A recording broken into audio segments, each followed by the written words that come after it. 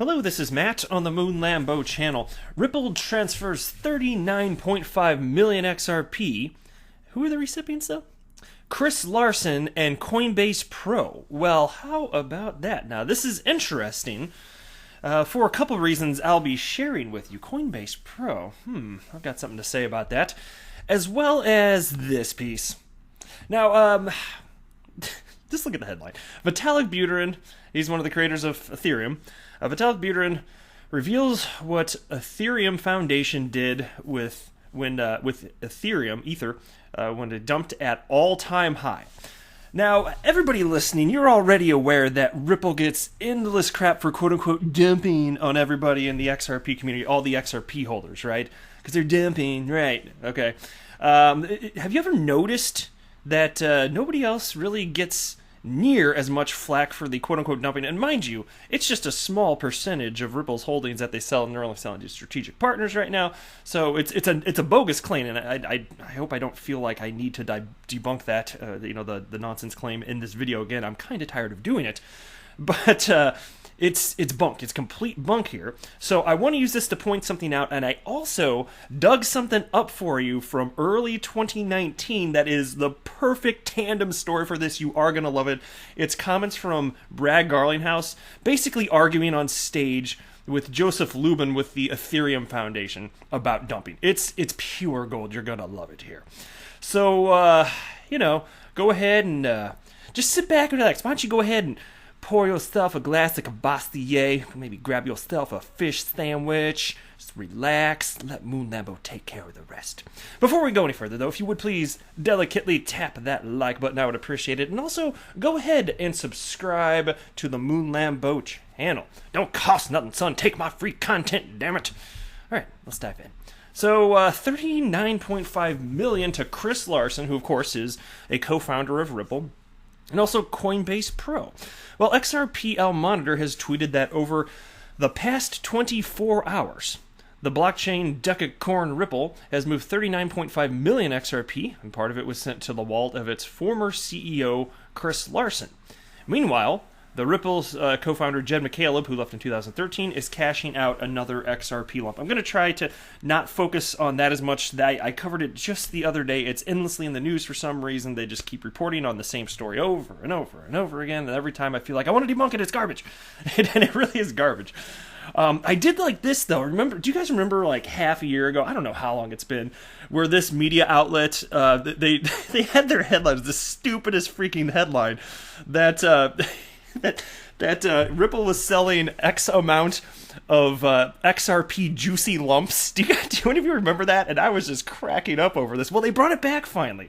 Not in the same sentence, two separate sentences, but here you go. There's a Ripple here, cashing out another XRP lump. And then the next sentence, though, XRPL Monitor has spotted several juicy transactions. Oh, yes, them XRP juicy transactions. They so moist, they succulent, them juicy lumps. Who the hell comes up with this? I don't know, but it's hilarious. I want them to keep doing it. I'm not even complaining. But the amount moved here. So it was $11.1 million worth of XRP. So juicy.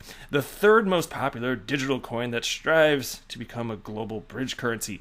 14.5 million of the XRP went to Chris Larsen. And here's what I find most interesting, though. There are also two transactions, 7.5 million XRP each, to the CoinbasePro exchange, most likely to secure some fiat cash for Ripple.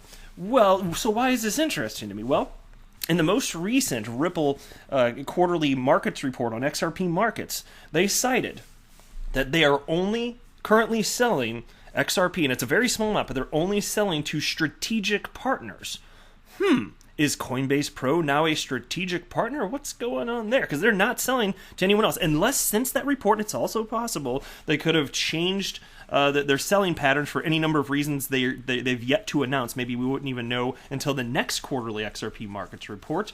But it's either that it changed the way that they're approaching this, or CoinbasePro is a partner with Ripple now.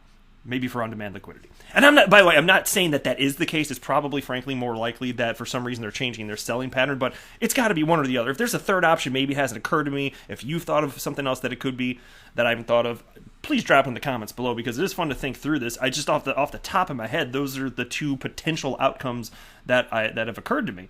So again, if I had to guess, yeah, okay, fine, Coinbase could be partnered with Ripple, yet to be announced. Probably more likely they just changed their selling patterns. You can tell me if you think I'm off base there, but that's, if I had to guess, that's what I would guess.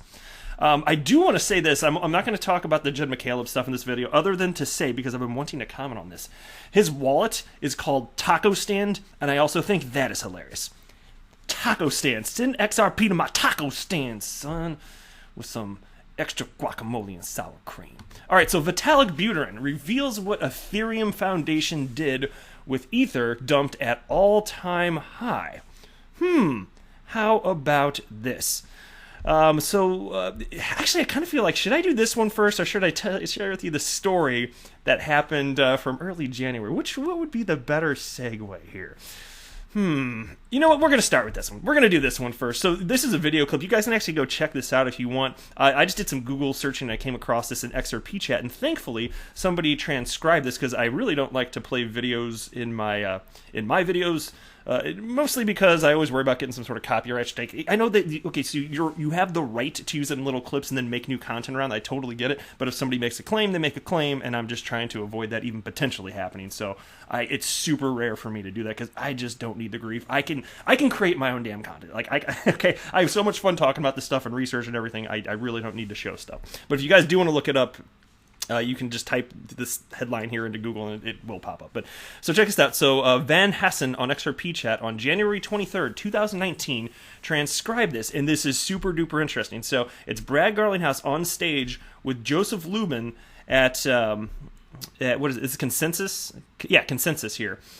And so Joseph Lubin, he's with the Ethereum Foundation, right? And so there's this fun transaction where Joseph was maybe getting a little too spicy with Brad Garlinghouse, Ripple CEO, and it dumb backfired on him. Check this out, son. And so he writes the following. Not a 100% word by word. I wrote it down by listening, but I like that dialogue between Brad and Joseph Lubin. Okay, so it's close enough. You'll get the cut of his jib if you want the exact words. Go ahead. I've listened to this in the past. This is exactly what my recollection is. So even if some of the words are slightly off, the concept, what is being messaged here, it absolutely rings true. So here's what Brad said. The XRP ledger is more decentralized than mining-based solutions because of the nature of proof of work. Joseph Lubin with Ethereum says, talking about decentralized, but you do sell XRP regularly, right? And Brad says, we're transparent about it. How much do you sell? So he was asking, how much Ether do you sell? Joseph Lubin, and then Brad says, transparency and maturity in this market are critical. Joseph says, sure. Brad responds, there are many other ecosystems not being transparent. No one knows what happens in those ecosystems. And Joseph says, but they are decentralized about the ownership of the token. Brad says, if it's a mining-based protocol, then centralization is based upon mining control, not ownership. Joseph said, one small aspect of the governance of the ecosystem could be considered centralized if you talk about the mining aspect, sure. And then there's silence. And then the moderator says to Joseph, Joe, it's been said that you are one of the biggest Ethereum holders. How do you manage treasury in consensus? And Joseph laughs and says, I guess no comment. We manage our treasury like a company would manage its treasury. And then Brad Garlinghouse jumps in, and this is great. I love this. I find it interesting that Ripple gets attacked for being transparent. Actually, the next XRP market report will come out sometime later in this week. But because we share that information, we get attacked for it, while other platforms don't share that information, so they are insulated from the same critiques. I think in the dictionary, it's called hypocrisy.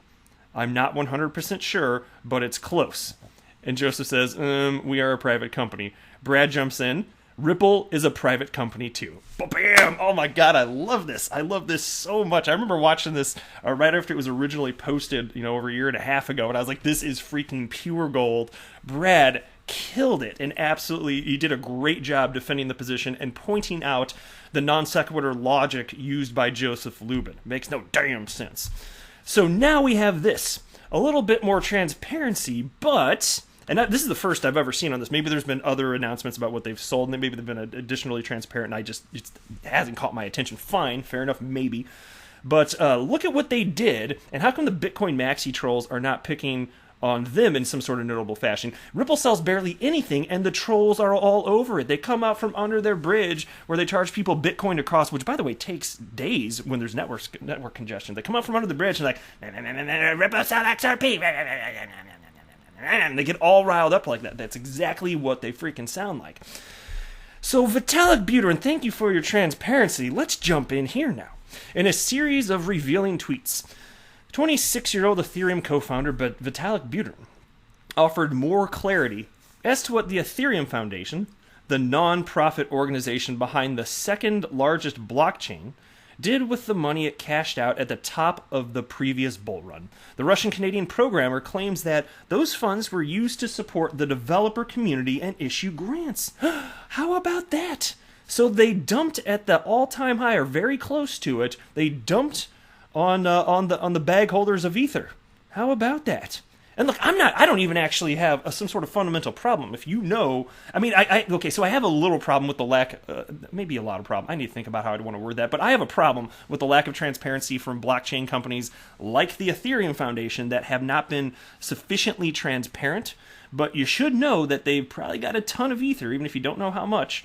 And you know, at least with the case of Ripple, they hold a ton of XRP, but they're transparent about it. And so if you know that there's an opportunity for it to be, to be sold, dumped onto the market, if you want to frame it that way, well, okay, as long as you know that going in. That's why I have a little bit of a problem, or maybe a lot of a problem. I don't know how I want to word it yet, but I have a problem with the Ethereum Foundation not being as transparent as a company like Ripple, for example, here. But you do know that there's a possibility for that, so it's a risk that you take, and you got to be willing to roll with it here. So when the cryptocurrency space reached $500 billion back in December 2017, Buterin famously asked crypto Twitter whether it deserved this kind of money at that time. This question seemed very appropriate just a few months after the bubble peak that kick-started a new bear market. On a podcast with Thiel Capital Managing Director Eric Weinstein, or maybe it's Weinstein, I can't remember now. Anyway, Buterin revealed that he did manage to convince the Ethereum Foundation to convert 70,000 ETH into fiat in mid-January 2018. 70,000. How about that? When the cryptocurrency was sitting at its current lifetime high of $1,400. And here's the quote from Vitalik Buterin. I did get the Ethereum Foundation to sell 70,000 ETH, like basically at the top, and that's doubled our runway now. So it was one good decision that had a lot of impact. Oh, I'm sure that the bag holders of ETH are loving that, right? And again, I'm not saying I fundamentally have some problem with it. Like, you got to realize if you're jumping into crypto, this is highly risky and volatile, and I understand that Ethereum Foundation clearly has a bunch of ETH. So there you go. Interesting stuff, though, is it not? That's it for this video, though. Thank you for stopping by. Have you finished your Cavassier and fish sandwich? Do you need a little bit more time? You got about 10 to 15 seconds, because I'm wrapping up, son. I'm not a financial advisor. Do not buy or sell anything because of anything that I say or write. That would be a very, very, very bad idea. Until next time, to the moon, Lambo.